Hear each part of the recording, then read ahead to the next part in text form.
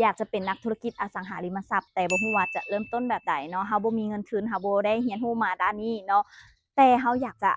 สร้างรายได้ในโลกอสังหาในธุรกิจอสังหาเฮาจะเริ่มต้นแนวใดมื้อนี้ติมีช่องทางให้เนาะติได้เรียนรู้จากกลุ่มคอมมิวนิตีที่สามารถสอนเกี่ยวกับเรื่องอสังหาเนาะเฮ็ดให้ติได้เห็นเลยว่าช่องทางในการสร้างอสังหาโดยที่เฮาบ่ต้องใช้ทุนเฮาจะต้องเฮ็ดแนวใด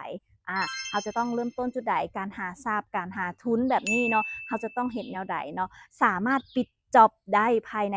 3-7มื้อได้แนวใด